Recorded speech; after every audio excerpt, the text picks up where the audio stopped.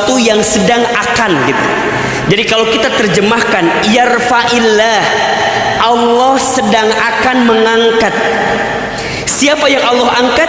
Alladzina amanu minkum, orang yang beriman di antara kamu sekalian. Walladzina utul ilma, dan orang yang berilmu di antara kamu sekalian. Apa? Darajat jama'. Allah akan angkat derajatnya, angkat derajatnya, bukan satu derajat tapi beberapa derajat.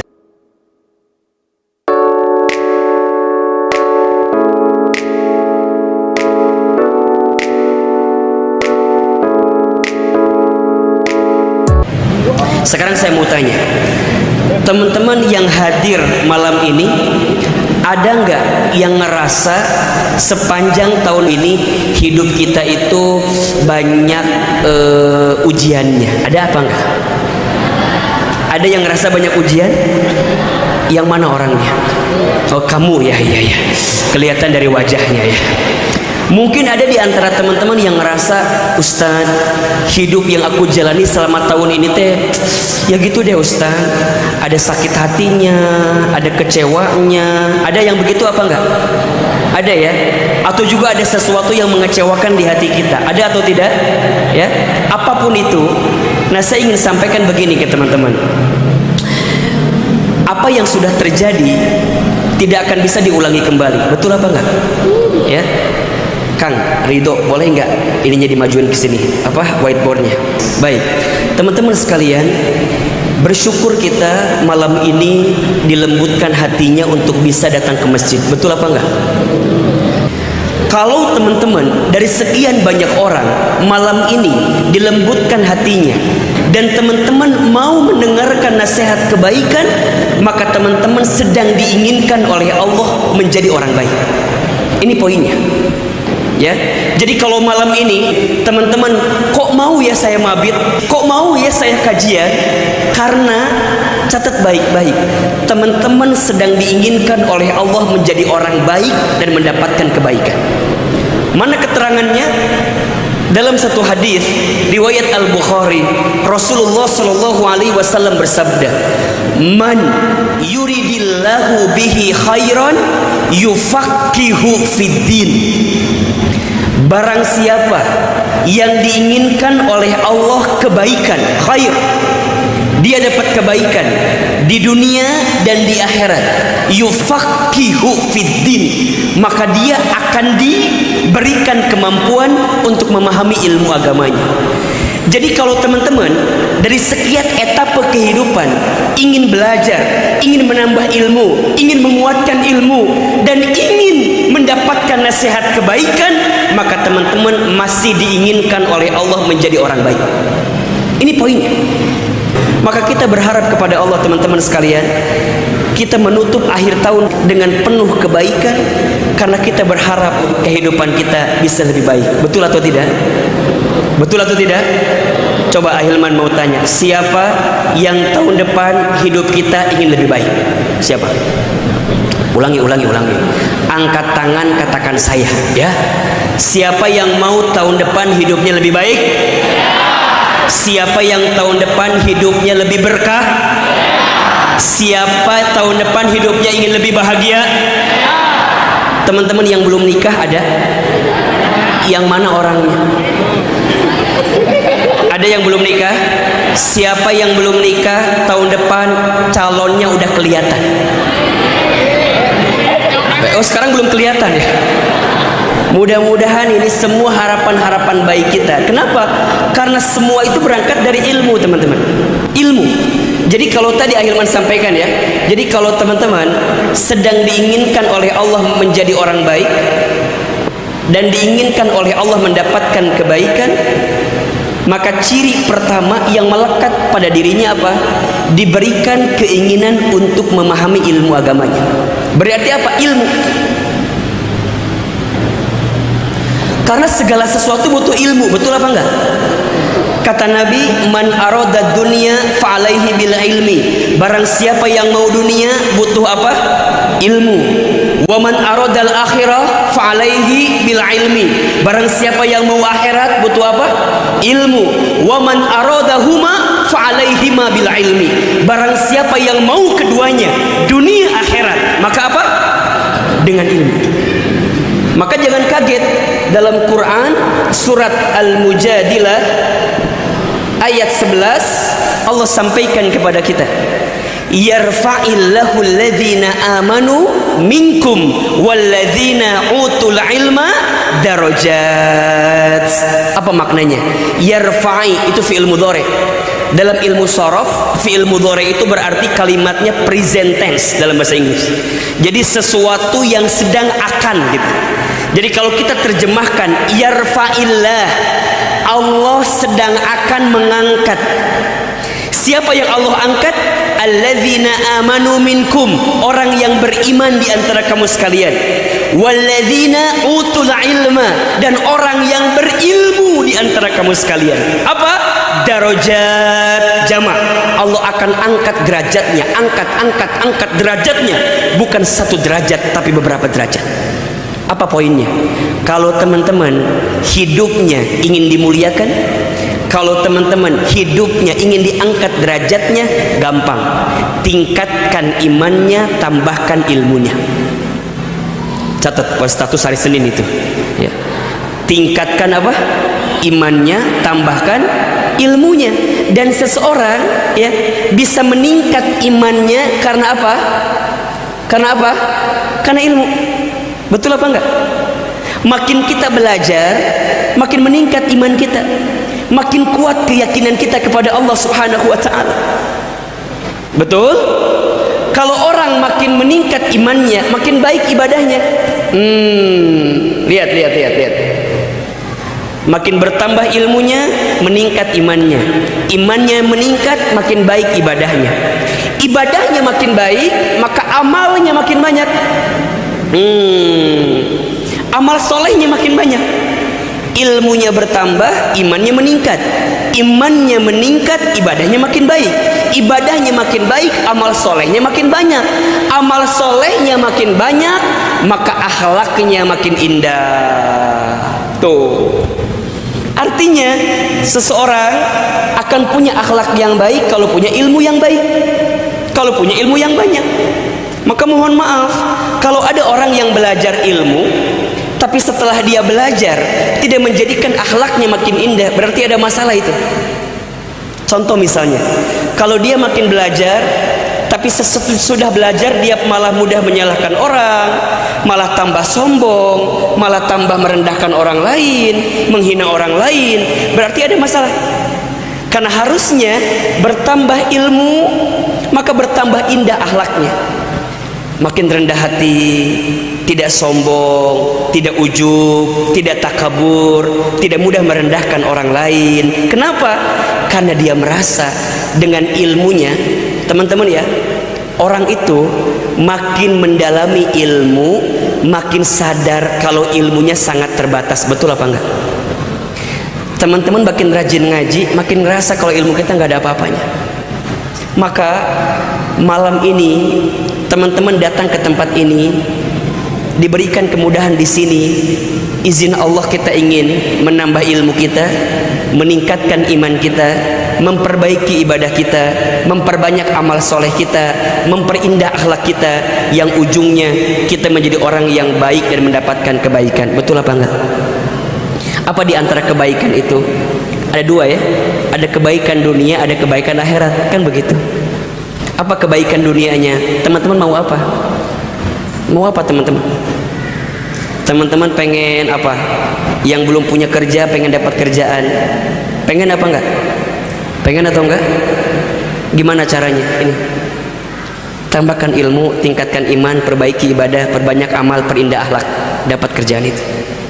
Teman-teman yang belum punya jodoh, pengen segera dapat jodoh, udah tingkatkan ilmunya, tingkatkan imannya, maka ketemu nanti jalannya. Maka insya Allah ya teman-teman, kita menutup akhir tahun dengan kebaikan, dan kita juga ingin membuat awal tahun kita dengan penuh kebaikan. Betul? Setuju apa enggak? Sekali lagi, siapa yang tahun depan hidupnya ingin lebih baik? Siapa yang tahun depan hidupnya ingin lebih bahagia? Pertanyaannya, gimana caranya Ustaz? Apa sikapnya? Ada dua sikap yang harus teman-teman hadirkan agar bisa mendapatkan kebaikan selain tadi ya, senjatanya ilmu dan seterusnya. Apa di antara dua sikap itu? Yang pertama, sikapnya adalah muhasabah. Apa yang pertama? Tolong jawab, apa yang pertama? Muhasabah. Tolong yang kencang, apa yang pertama? Oke. Ustadz, apa itu muhasabah? Di akhir tahun ini kita harus banyak bermuhasabah. Apa itu muhasabah? Muhasabah itu artinya menghitung-hitung, mengingat-ingat, dan mengevaluasi diri apa yang sudah kita lakukan kemarin untuk hari esok. Itu muhasabah. Perintah muhasabah ini disebutkan dalam Quran surat Al-Hasr ke-59 ayat 18. Jadi perintah muhasabah itu langsung diperintahkan oleh siapa? Oleh Allah kepada kita. Suratnya surat apa? Al-Hasr ayat 18. Yang bawa Quran, buka Qurannya. Yang bawa handphone, ada Al-Qurannya, dibuka. Coba kita bedah sedikit demi sedikit. Ya, sudah ketemu atau belum? Ahilman lihat teman-teman Al-Qurannya di luar kepala semua ini. Di luar maksudnya gitu ya. Ayo, sudah ketemu atau belum?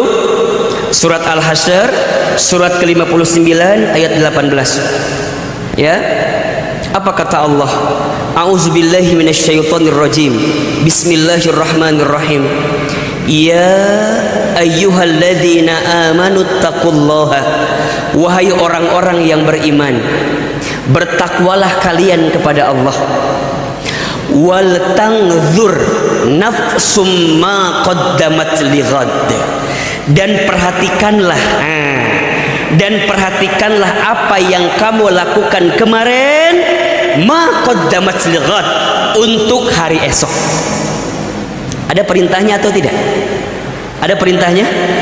Yang disapa siapa di situ? Yang disapa siapa? Orang beriman. Dan orang siapa lagi? Orang bertakwa. Jadi kalau teman-teman merasa beriman, kalau teman-teman merasa bertakwa, ketika ada panggilan ya ayyuhalladzina amanu taqullah, wahai orang beriman, bertakwalah kalian kepada Allah, maka di antara sikapnya apa? Wal tanzur nafsum ma qaddamat lighad. Perhatikanlah apa yang kamu lakukan untuk hari esok. Pertanyaannya, Ustadz, hari esok itu maknanya apa? Boleh jadi ada dua maknanya. Makna pertama, hari esok yang kelihatan oleh kita. Tapi yang dimaksud lighad di sana adalah kehidupan pasca kehidupan dunia yang kita jalani. Artinya apa? Berarti kehidupan dunia ini bukan akhir kehidupan kita. Betul apa betul? Betul apa betul? Berarti setelah kehidupan dunia masih ada kehidupan atau tidak? Masih panjang atau tidak? Masih sangat panjang. Mungkin pernah teman-teman dengar ya, manusia itu dalam hidup akan bertemu setidaknya 12 etapa kehidupan. 12. Kalau kita gambarkan di sini misalnya. Perhatikan. Ya, yang pertama, manusia akan ketemu dengan alam ruh namanya. Apa yang pertama? Ruh. Yang kedua, alam ruh selesai, manusia akan ketemu dengan alam rahim. Apa yang kedua? Alam rahim. Yang ketiga, manusia ketemu dengan alam dunia. Apa yang ketiga? Dunia. Ulangi, yang pertama apa? Ruh. Yang kedua, rahim. Yang ketiga, dunia. Ruh sudah kita lewati, rahim sudah kita lewati, dunia sedang kita jalani. Betul?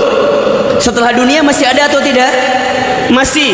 Setelah dunia manusia ketemu dengan ujung kehidupan dunia. Namanya apa? Kematian. Kita semua pasti mau tidak mau, suka tidak suka, pasti akan mati. Betul apa betul? Yakin akan mati? Yakin. Ini kan dari wajahnya hampir sama semua. Wajah-wajah camat semua. Apa itu camat? Calon mati. Cuman kita nggak tahu waktunya. Bisa jadi teman-teman duluan, Ahilman belakangan, bisa. Atau dibalik, Ahilman belakangan, teman-teman duluan. Jadi siapa yang duluan?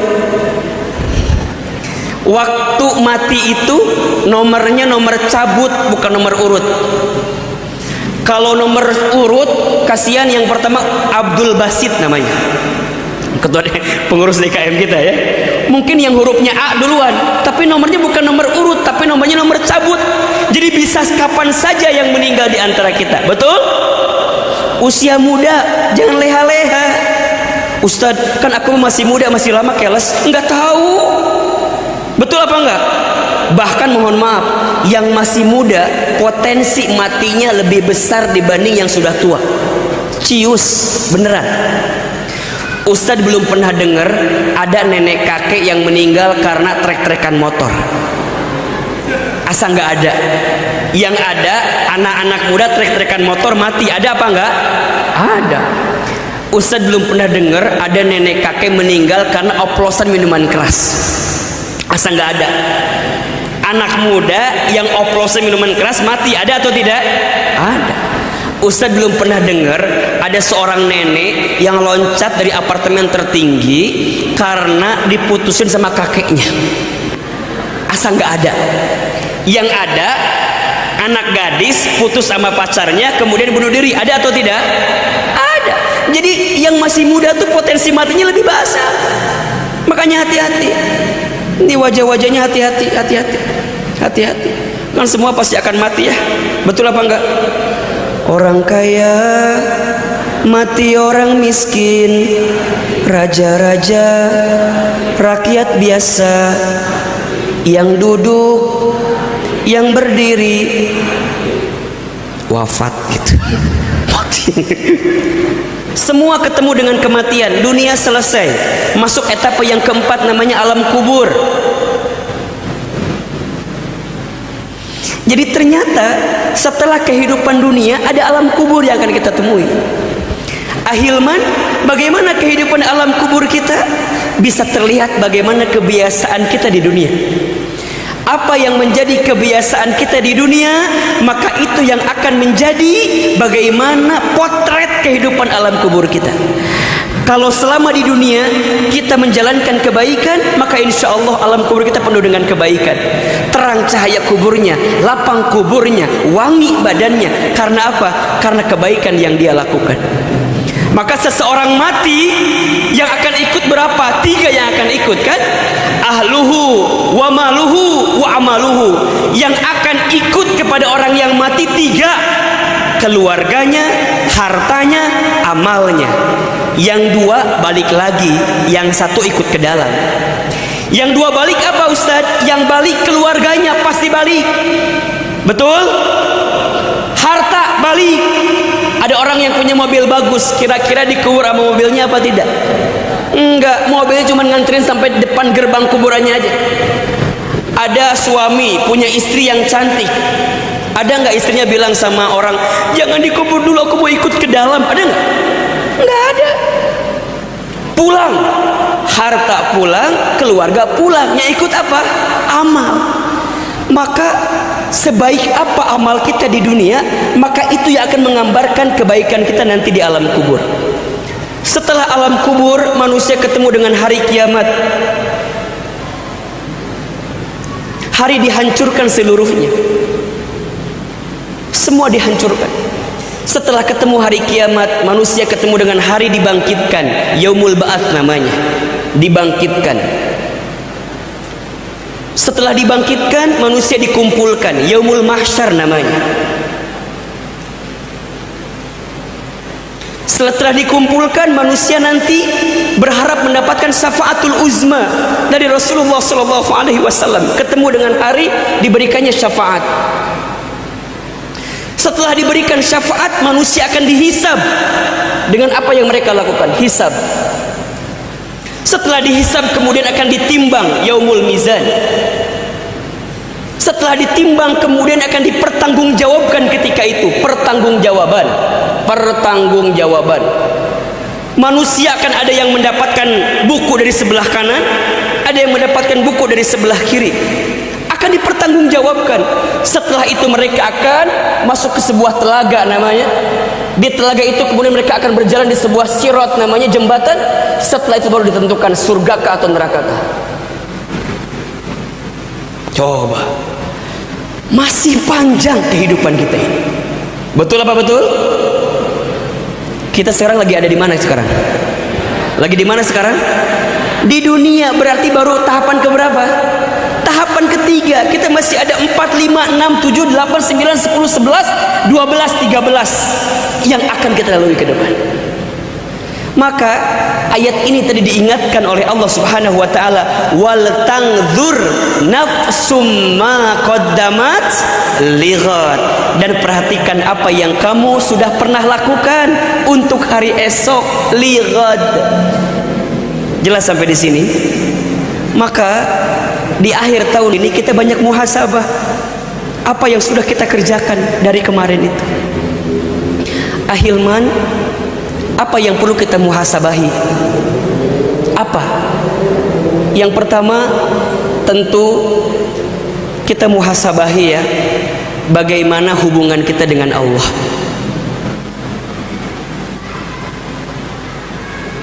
Coba dicek. Selama kita hidup, kira-kira dari apa yang Allah perintahkan sudah kita kerjakan atau belum? Kemudian dari apa yang Allah larang sudah kita tinggalkan atau belum? Tuh, Ustadz, yang diperintahkan apa saja?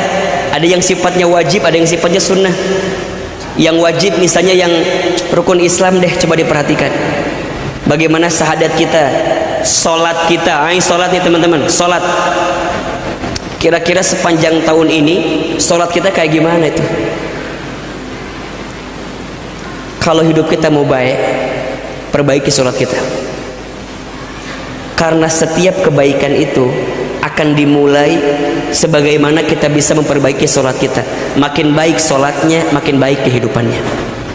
Catat ini ya, makin baik sholatnya, makin baik kehidupannya. Bahkan urusan rezeki ya, urusan rezeki, ternyata kualitas rezeki kita itu berbanding lurus dengan kualitas sholat kita. Keterangannya ada di surat Toha ayat 132. Surat apa? Toha ayat berapa? 132. Kualitas sholat kita menentukan kualitas rezeki kita. Mana ayatnya Ustaz?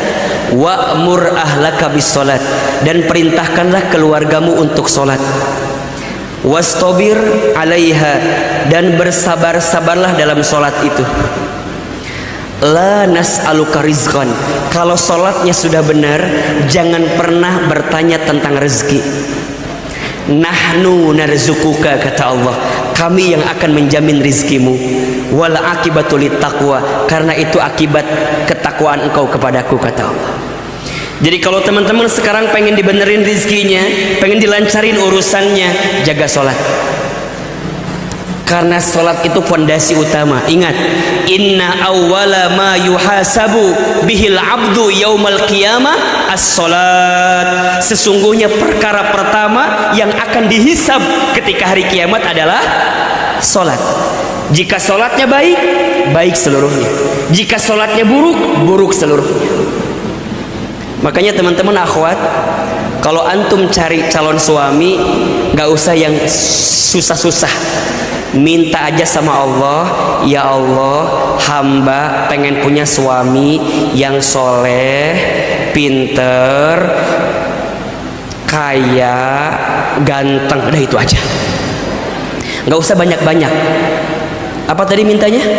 Soleh, kaya, pinter, ganteng. Udah, minta itu aja. Jelas tidak? Jadi kalau minta suami, minta yang seperti apa? Soleh, kaya, pinter, ganteng. Dah itu aja. Dah itu aja. Minimal ya Allah kayak Ustadz Hilman aja. Minimal ini mahnya minimal. Antum juga sama ikhwan. Kalau minta calon istri ya yang belum nikah ya, nggak usah yang minta macam-macam. Minta aja istri yang wajahnya cantik, badannya juga bagus. Minta yang cantik ya. Syukur-syukur anak satu-satunya, orang tuanya udah tua, punya penyakit jantung ya, hartanya di mana-mana ya. Minta yang begitu-gitu aja ya. Minta yang soleh. Apa ciri kesolehan yang paling gampang? Orang yang jaga sholat. Akhwat, antum cari ya ikhwan yang pandai menjaga sholat. Sholat aja dijaga, apalagi kamu gitu. Serius. Kalau dia nggak bisa jaga sholat, sholat aja dia tinggalkan, apalagi kamu. Maka jaga yang senantiasa orang yang pandai menjaga sholat. Terus yang kedua, kalau antum cari ikhwan yang kalau ngaji tidak duduk nyender ke tembok. Ya. Kenapa Ustaz? Karena yang nyender ke tembok itu tidak pantas dijadikan sandaran. Karena dia aja sibuk nyari sandaran. Bagaimana mungkin dia bisa jadi sandaran orang duduk juga nyender. Dan gak usah pindah, biasa aja kali. Gak usah tiba-tiba jadi ngegeser gitu, biasa gitu. Iya benar. Ya. Kenapa Ustaz? Bener. Akhwat, antum itu pasti butuh sandaran, bener apa enggak? Makanya coba dilihat kenapa perempuan itu kalau foto pasti miring. Makin miring. Coba, kenapa coba? Kenapa ya? Dipikir-pikir, kenapa perempuan tuh kalau foto pasti miring? Karena dia butuh sandaran. Serius. Maka nanti akhwat cari laki-laki yang bisa jadi tulang punggung, bukan jadi tulang rusuk. Apalagi jadi tulang lunak, jangan ya.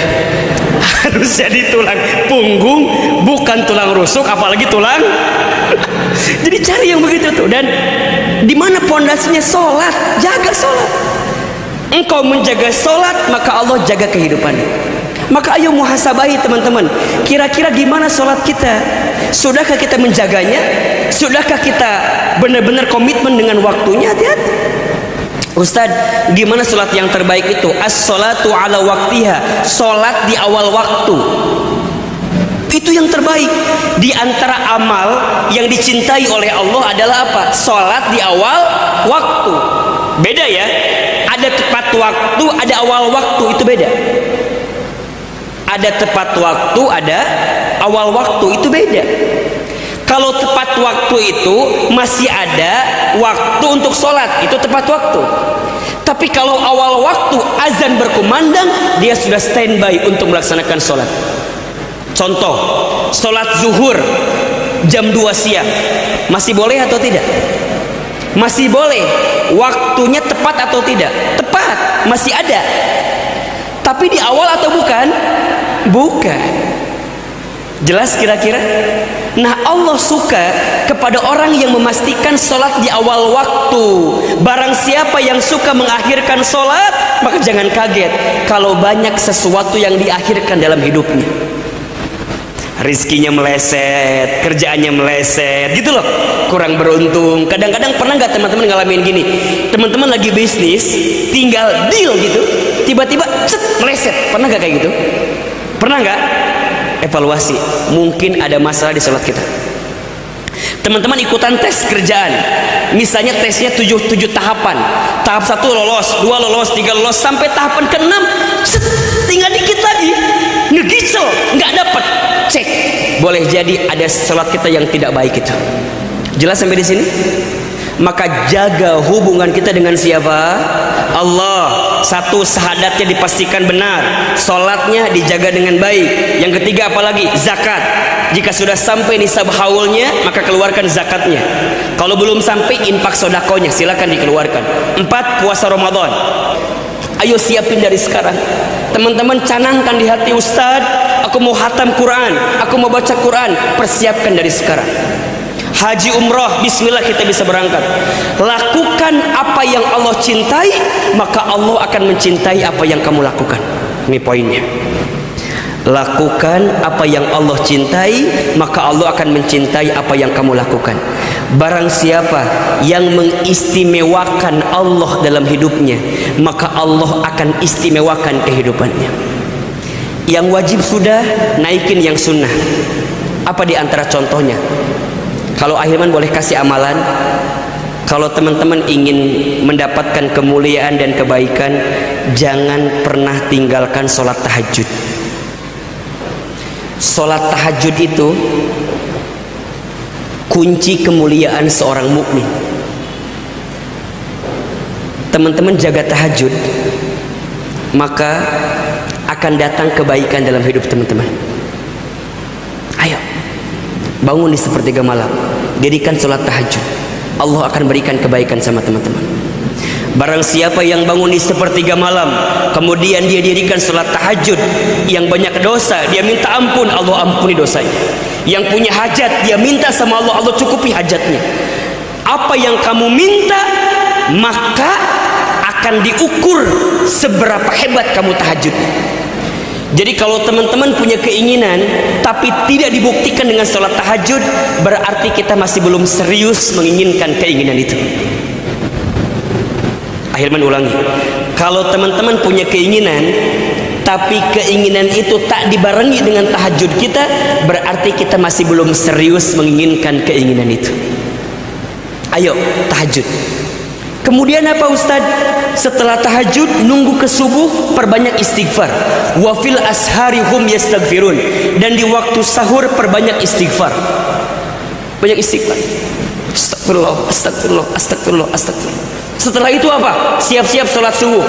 Jangan tinggalkan sholat 2 rakaat sunnah sebelum subuh. Ya, sholat 2 rakaat sunnah fajar. Seperti mendapatkan apa? Dunia beserta isinya. Bukankah itu yang teman-teman kejar selama ini? Dunia, betul apa enggak? Kalau teman-teman bisa menunaikan itu, maka dunia akan tertunduk lesu kepada kita, tertunduk hina, karena kita mengedepankan kebaikan di hadapan Allah.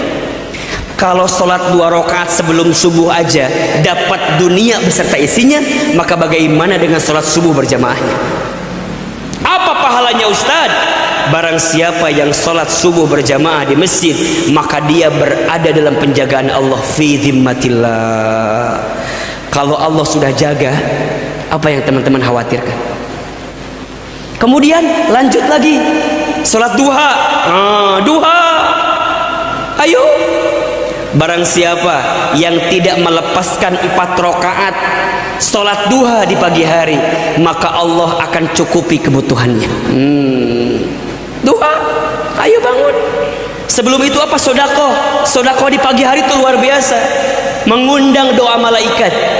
Kata Nabi, ada 2 malaikat yang setiap pagi datang mengunjungi kita. Ma min yaumin tusbihul ibadu illa malakani yanzilani. Ada satu pagi pada seorang hamba ada 2 malaikat yang turun kepada mereka. Ngapain Ustaz? 2 malaikat itu berdoa. Malaikat yang pertama berdoa kepada Allah, Allahumma a'ti munfiqan khalafa. Ya Allah, berikanlah kepada orang yang berinfak khalafa, ganti yang lebih baik. Malaikat yang kedua berdoa, apa doanya? Allahumma a'ti mumsikan talafa. Ya Allah, berikanlah kepada orang yang pedit, medit, koret, kopet, meregehese, cap jahe, buntut kasir, apalagi? Apa? Kopet, koret, kopet, meregehese, pelit, medit, apa? Talafa, binasakan dia dengan sifat pelit yang ada dalam dirinya. Allahu Akbar. Maka ayo sedekah.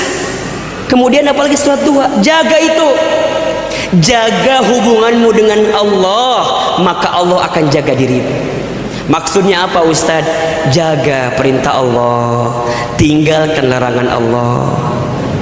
Ayo teman-teman yang masih sering berbuat dosa, kita tahu dosa kita apa, tinggalkan. Apa diantaranya? Cek aja dari semuanya.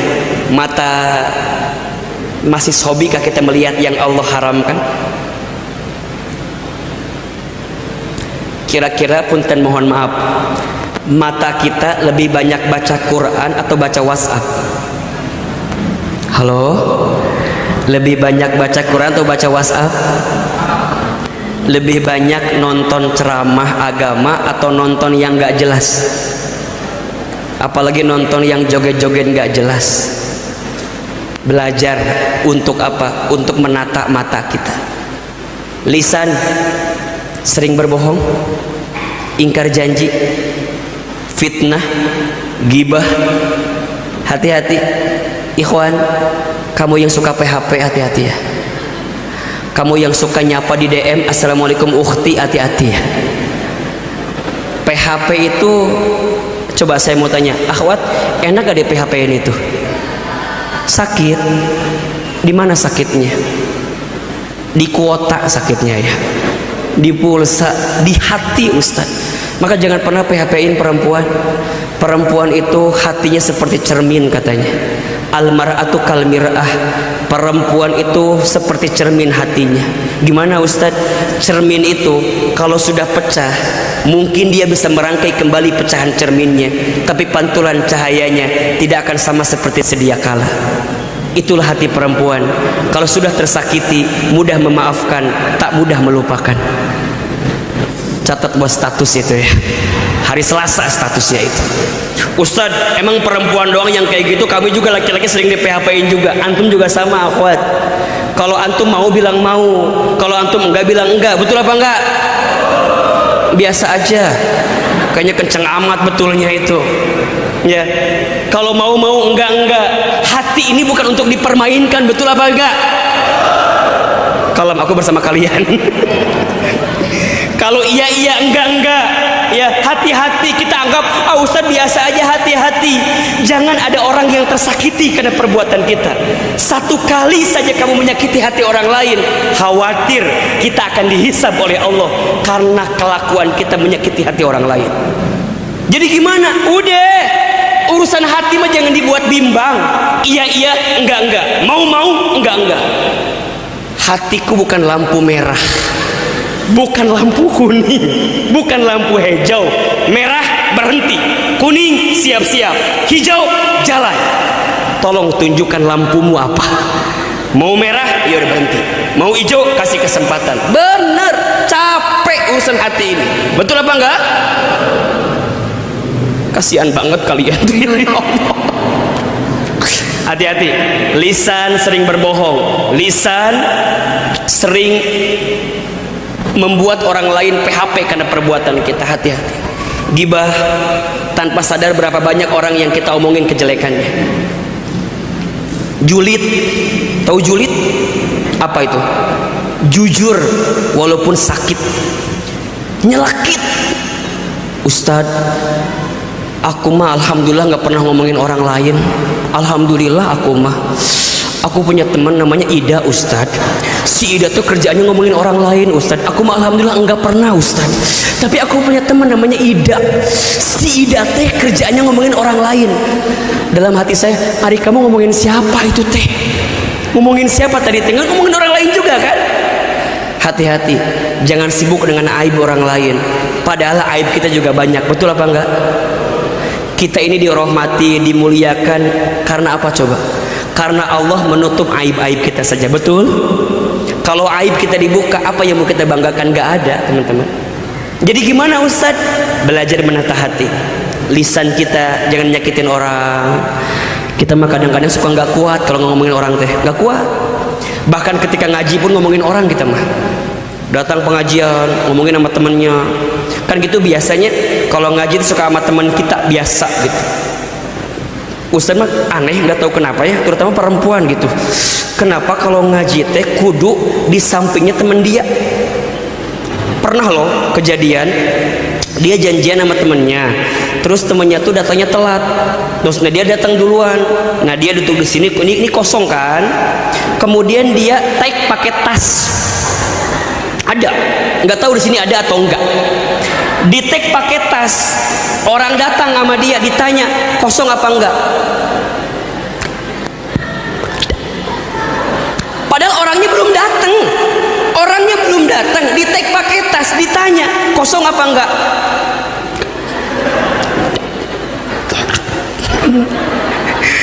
Enggak ada temen aku. Temen aku padahal kosong. Kan ngaji itu biar kenal sama teman baru, betul apa enggak? Ini temennya belum datang, di tag pakai tas. Di sini ada yang begitu apa enggak? Yang mana orangnya? Setelah saya analisa, kenapa orang itu kalau ngaji mau sama temen yang dia kenal? Ternyata selama ngaji dia sibuk ngomongin orang lain. Ustad, aku mah kalau ngaji teh harus sama yang kenal sama aku. Kenapa? Ya biar seru aja, biar ada yang diomongin gitu loh. Bahasa gampangnya biar ngagibah bareng gitunya. Diomongin kadang-kadang. Duduk di sini, udah ngaji diem. Temennya lagi husu ngaji tuh. Diajak ngomong sama dia. Sis. Apa sih? Sis apa? Lihat, baris 2 jarum jam 9.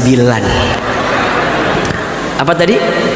Baris 2 jarum jam 9. Temannya lagi husu, pasti mikirin tuh. Godaan setan. Ditanya, emang apa sih? Lihat aja deh, baris 2 arah jarum jam 9. Emang kenapa? Lihat jilbabnya. Emang kenapa jilbabnya? Jilbabnya kembang-kembang. Emang kenapa kalau kembang-kembang? Tahu nggak? Itu teh taplak meja. Jadi, eta ngaji teh ngomongin batur, udah ngomongin yang depan, kemudian lihat lagi yang lain. Sis, naon? Lihat, baris 4 yang di tengah. Emang kenapa? Lihat alisnya. Emang kenapa alisnya? Tebel. Dia tuh nggak nyadar kalau dia juga alisnya tebel juga. Karena sibuk ngomongin batur, jadi nggak ketemu kalau dia juga sama kayak gitu. Udah beres ngomongin jamaah, ngomongin ustadznya. Lihat Ustadz Hilman. Iya, ternyata ya aslinya lebih glowing loh daripada di TikTok ya. Ternyata memang iya sih. Pantesan aku juga lihat di Instagram emang enakan gitu wajahnya teh gitu. Pasti pakai skincare itu mah. Iya, diomongkan. Beres ngomongin jamaah, ngomongin ustadznya, nggak beres ngomongin ustadz teh udah nggak ada topik lagi, janjian. Nanti jadi kan ngebaso ya habis kajian. Jadi selama ngaji, lisan tidak terjaga, pikiran tidak terjaga, jadi nggak dapat pahala apa-apa. Pertanyaan saya, di sini ada yang begitu apa enggak? Yang mana orangnya? Saya, Ustaz. Temennya teh datang belakangan. Ternyata ditanya sama temennya, kamu jadi ngaji apa enggak? Jadi aku telat. Kamu di mana sekarang? Aku pas deket pintu banget. Kok milih di situ biar cepet keluar. Gitu. Janjian lagi. Ayolah, muhasabahi deh. Lisan kita nih banyak salahnya kayaknya. Betul apa enggak? Jangan sibuk dengan aib orang lain, karena sebenarnya kita juga banyak aibnya. Betul apa enggak? Ayo evaluasi. Apalagi Ustadz, tangan kita pernah menyentuh yang haram atau tidak? Pernah bersentuhan dengan yang haram atau tidak? Nih, hati-hati dengan jempol kita, hati-hati. Sekarang seseorang itu bisa terjelembab pada satu keburukan ketika dia salah menentukan jempolnya. Hati-hati dengan menebar hoax. Hati-hati. Saring sebelum sharing. Apa? Saring sebelum gimana cara nyaringnya? Satu, pastikan ini benar atau tidak. Apa yang pertama? Benar atau tidak. Yang kedua apa? Ini bermanfaat atau tidak. Ini benar Ustadz, iya kita share, tapi bermanfaat atau tidak? Mungkin buat kita bermanfaat, bagi orang bermanfaat atau tidak? Yang ketiga, ada orang yang dirugikan atau tidak dari apa yang kita share? Jangan sampai ngomongin orang. Teman-teman kan kadang-kadang kita suka kuat ya, suka komen gitu. Ada tuh video Ustaz yang lagi viral di TikTok tuh, lagi rame tuh. Ustaz bilang gini, ridho, terima apa yang Allah berikan, begitu kan? Ada yang komen, Ustaz mah ngomong bisa aja, ngomong mah gampang. Aku yang merasakan enggak, cik atuh terima aja dulu, nggak usah komen-komen gitu nih riuh. komen we meni sibuk. Teman-teman, apa sih susahnya bilang alhamdulillah, makasih ya Ustaz udah ngingetin saya. Iya enggak? Apa susahnya? Kenapa harus kemudian membantah sesuatu yang udah jadi kebaikan bagi kita? Kemudian apalagi Ustadz, kira-kira pastikan dari apa yang kita baca ini benar tidaknya, manfaat tidaknya, ada yang dirugikan atau tidaknya. Kemudian kira-kira ini kalau saya share akan jadi pahala kebaikan atau enggak buat kita. Makanya teman-teman, malam ini nih kita ikut mabit nih, kalau ada yang baik ambil story-nya, kemudian share di Instagram kita. Jangan takut, kita nggak pernah tahu, boleh jadi ada orang yang baca story kita, tersentuh hatinya, mendapatkan hidayah, mereka jadi baik gara-gara postingan kita. Betul apa enggak? Maka jangan kemudian, Ustaz aku mah sering takut dianggap ria. Hati-hati. Takut dianggap ria itu berarti di hati kita ada rianya. Betul? Nothing tulus aja. Kalau yang gak ikhlas itu apa Ustadz? Kalau yang gak ikhlas cirinya begini, dia upload sesuatu sampai 1 jam gak ada yang like, dia hapus lagi. Kok gak ada yang like ya? Kok gak ada yang komen ya? Nah dia dihapus, berarti ria selama ini. Kalau dia tahu itu kebaikan, ya udah, nothing tulus aja. Boleh jadi itu ada pahala kebaikan sama kita. Betul apa enggak? Teman-teman, perbaiki hati ya. Jangan sibuk sama penilaian orang lain. Kenapa? Karena setiap orang pasti melihat kita beda-beda. Betul apa enggak? Betul apa enggak? Teman-teman yang di kiri, yang di tengah, yang di kanan, lihat Ahilman beda atau sama? Beda. Mungkin yang di kiri melihat Ahilman teh agak-agak cabi gitu ya. Yang di kanan mungkin lihatnya agak-agak sedikit bagus, karena memang tipologi wajah saya enakan sebelah kanan lihatnya. Makanya kalau foto saya rata-rata begini semua kan, karena saya tahu ini yang paling bagus wajahnya ya, bagian ini. Mungkin yang di tengah melihat saya teh bengkak gitu, mungkin ini mah nggak tahu ya. Yang di kiri lihatnya cabi, yang di kanan lihatnya tirus, yang di depan lihatnya bengkak. Kita nggak pernah tahu. Tidak akan bisa kita menyenangkan semua orang. Betul apa betul? Akan ada aja orang yang gak suka sama kita. Betul? Maka jangan sibuk sama penilaian orang lain. Jangan sibuk menceritakan dirimu kepada orang lain. Yang menyukaimu tidak butuh itu, yang membencimu tidak percaya dengan itu. Catat buat status hari Rebo itu. Semua orang pasti beda-beda ngelihat kita. Coba tolong saya tanya, tolong jawab. Cacian dan pujian, mana yang lebih penting untuk kita? Cacian atau pujian? Jawab, cacian atau pujian? Tolong jawab, cacian atau pujian? Cacian? Siap dibully tiap hari? Ustaz, apa do yang lebih penting? Mohon maaf, cacian dan pujian dua-duanya sama saja. Dipuji tidak terbang, dicaci tidak tumbang. Catat status hari Kamis ya. Tidak silau dengan pujian, tidak galau dengan cacian. Karena dua-duanya hanyalah penilaian manusia saja. Semua orang muji kita, belum tentu kita mulia. Hati-hati. Hati-hati dengan pujian, karena banyak nyamuk yang mati gara-gara tepuk tangan. Betul? Banyak nyamuk mati gara-gara apa? Tepuk tangan. Hati-hati dengan cacian, karena boleh jadi itulah kesalahan kita yang perlu kita evaluasi diri. Dua-duanya sama saja. Jadi gimana Ustadz? Sibuklah apa? Menjadikan perhatian Allah, penilaian Allah yang paling utama untuk kita. Maka teman-teman, udah yuk bismillah. Yang pertama, jaga hubungan kita dengan Allah, bentuk muhasabah kita. Kemudian yang kedua apa Ustadz? Muhasabah hubungan kita dengan siapa? Dengan orang tua kita. Hubungan dengan orang tua. Teman-teman sekalian, ridhonya Allah itu ada pada ridhonya orang tua, dan murka bencinya Allah ada pada murka benci orang tua. Ridullah fi ridul walidain wa suhtullah fi suhtil walidain. Ridhonya Allah ada pada ridho orang tua, benci murkanya Allah ada pada benci murka orang tua. Ahilman berpesan kepada teman-teman ya,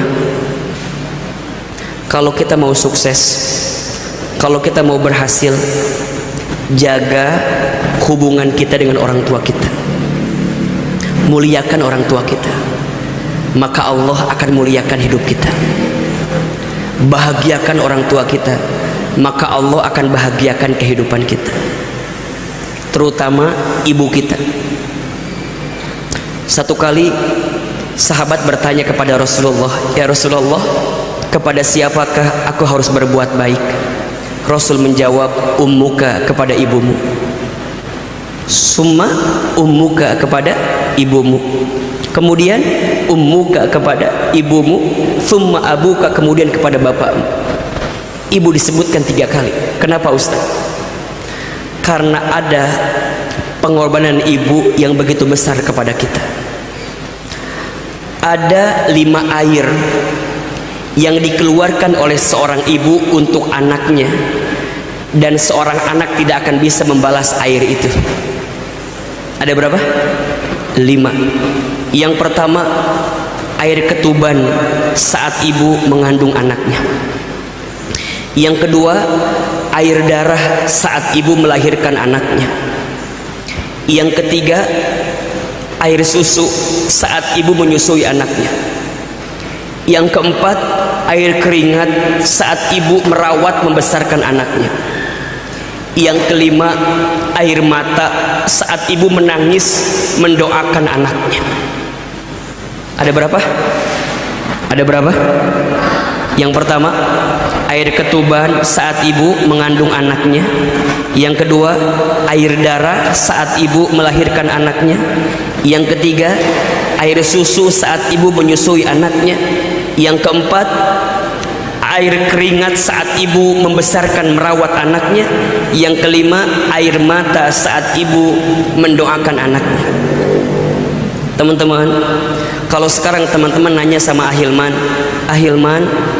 Ahilman bisa sukses misalnya ya, bisa sekolah sampai sekarang sedang S3, bisa tampil di televisi, bisa jadi seorang dai. Bukan hebat saya, tapi karena doa ibu saya yang hebat. Saya masih ingat sekali ya, kalau boleh sedikit saya cerita. Ahilman tuh waktu kecil nakalnya luar biasa, nakal banget. Tapi ibu saya tidak pernah berkata-kata buruk tentang saya.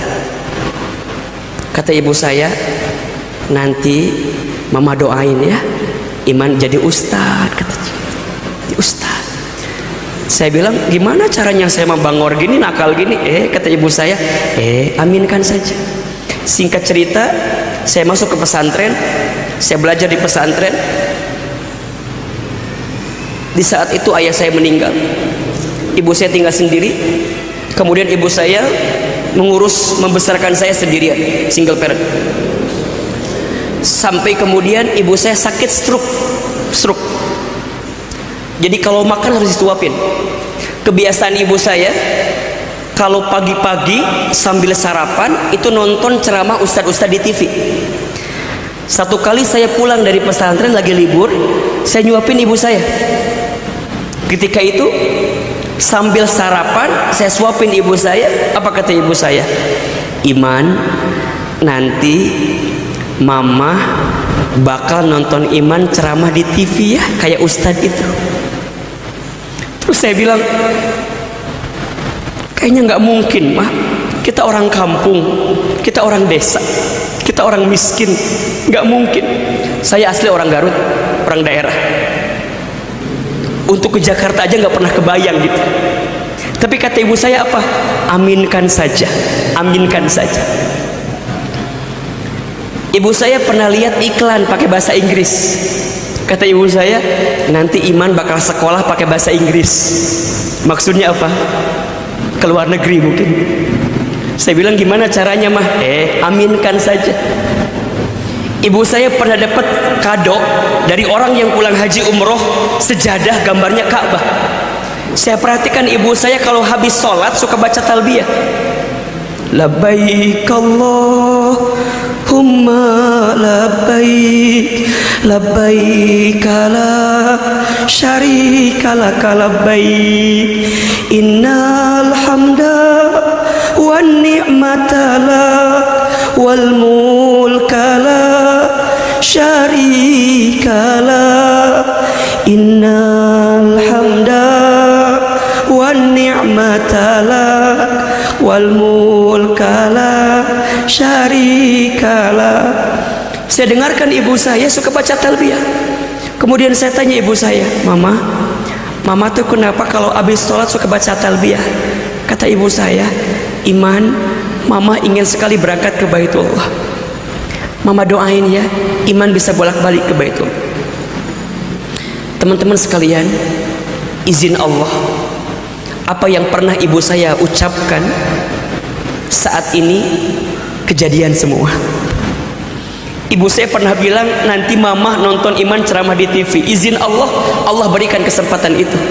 Tapi saya sedih karena ibu saya belum sempat nonton saya ceramah di TV, karena Allah telah panggil usia ibu saya lebih duluan. Kita bisa berangkat haji dan umroh dengan izin Allah, karena kita pembimbing haji dan umroh di beberapa tour and travel. Tapi tangan saya belum sempat menggenggam tangan orang tua saya, ibu saya, untuk bisa berangkat ke Baitullah. Saya bisa dapat kesempatan sekolah ke Amerika, ke Kanada, ke Jepang, bisa dapat safari dakwah di sana, bisa dapat exchange student ke Jepang. Izin Allah. Tapi ibu saya nggak pernah tahu kalau anaknya pernah berangkat ke sana. Tapi kalau boleh ditanya, apa yang mengantarkan ini semua? Tentu ini semua izin Allah. Tapi kalau boleh saya jawab, bukan hebatnya saya, tapi hebatnya ibu saya, hebatnya doa orang tua saya. Maka di akhir tahun ini saya mengajak teman-teman muhasabah hubungan kita sama orang tua kita. Pulang dari sini nanti, tahun depan nggak boleh kita nyakitin hati orang tua lagi, nggak boleh kita membantah orang tua lagi, nggak boleh kita mengangkat suara lebih tinggi dibanding orang tua itu. Hati-hati ya, kalau belum bisa membahagiakannya maka jangan pernah menyakitinya. Karena satu kali saja kita menyakiti hati orang tua, maka akan ada kekecewaan yang datang dalam kehidupan kita. Kalau sudah tidak ada, teman-teman akan kehilangan sedalam-dalamnya perasaan itu. Maka pesan saya, ayo banyak muhasabah, perbaiki diri. Masa hidup kita mau kayak gini-gini aja? Kita mau berubah betul apa enggak? Mau berubah atau tidak? Mau berubah atau tidak? Mau berubah atau tidak?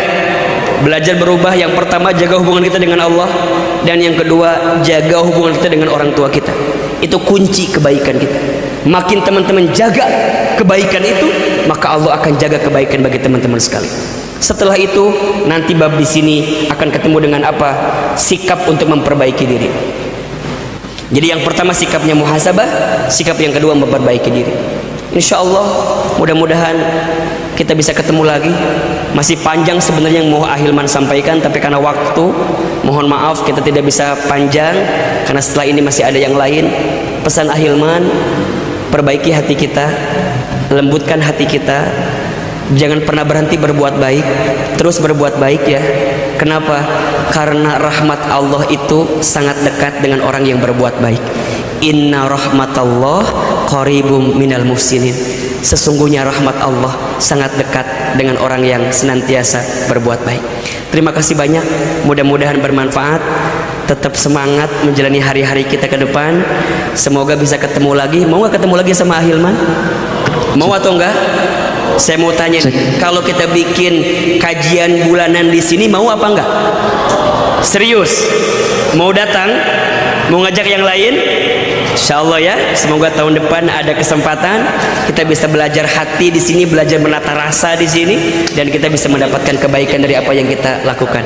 Mohon izin, Ahilman harus langsung ke Bogor, karena di Bogor juga sedang ada kegiatan dari teman hijrah, dari komunitas saya di Bogor, teman hijrah sama Muhabit juga malam ini. Teman-teman berkah selalu, sukses. Terima kasih banyak. Semoga teman-teman sehat selalu, panjang umur, berkah semuanya, dan semoga Allah mengampuni kita semua. Selamat bertemu dengan waktu yang baru. Semoga Allah berikan awalnya kebaikan, pertengahannya kebahagiaan, dan akhirnya keberkahan. Yang benar dari Allah, yang salah dari Ahilman yang banyak kesalahannya. Wabillahi taufiq wal hidayah. Wassalamualaikum warahmatullahi